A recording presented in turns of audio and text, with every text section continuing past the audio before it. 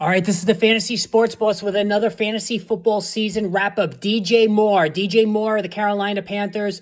Rough season for him in 2022. Not all his fault. Very little bit was his fault. And now going forward into 2023, I'm going to tell you why I'm optimistic about him going forward. So in terms of the numbers, so back in the summer, I spoke about how as a DJ Moore proponent, as I've been over the previous couple of seasons coming into 2022, I was nervous about the matchup with Baker Mayfield.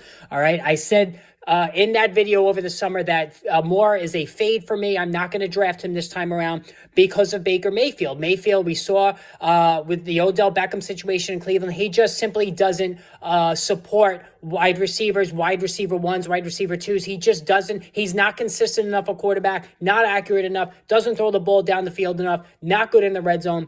All of these things that prevent receivers from being a fantasy football impact player with Baker Mayfield, that quarterback. And looking at the totality of the season, it was a disaster for DJ Moore.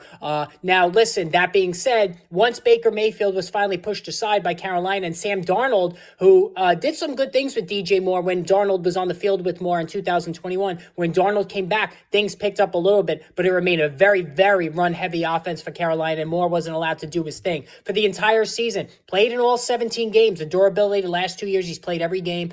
63 catches, which was 30 less than the 93 he had the year before. 888 yards. So it broke a string of 3 straight seasons of over 1,100 receiving yards.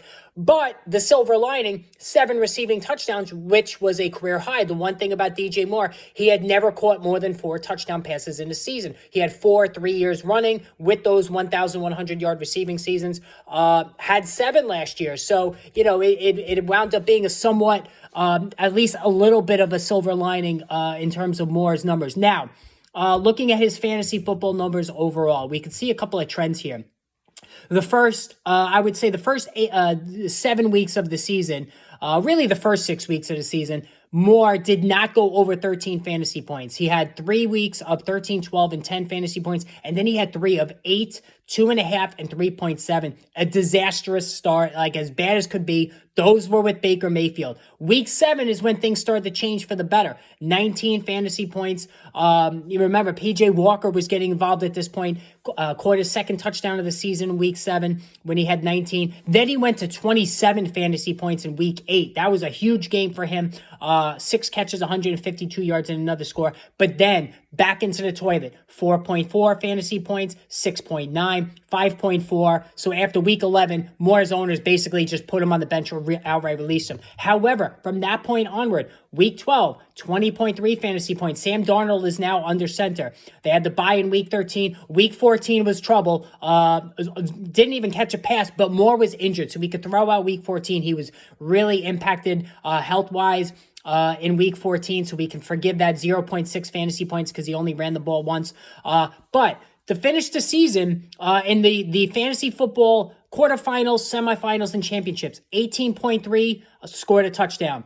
20.1 scored a touchdown. 23.7 in the championship round scored a touchdown, all with Sam Darnold. So 18 plus all 3 of the fantasy football playoff weeks. Now, 2023, why am I going to be back in on DJ Moore? I'll tell you why. One, they're going to get a quarterback, whether it's CJ Stroud, Bryce Young. Do they trade up to get those guys? Will Levis from Kentucky. They're going to get one of these guys. All 3 of them have franchise quarterback abilities where they could be the guy for the next 10 years. I like all 3 of them. I still like CJ Stroud better than Bryce Young, and I have Levis third, but all 3 of them are good.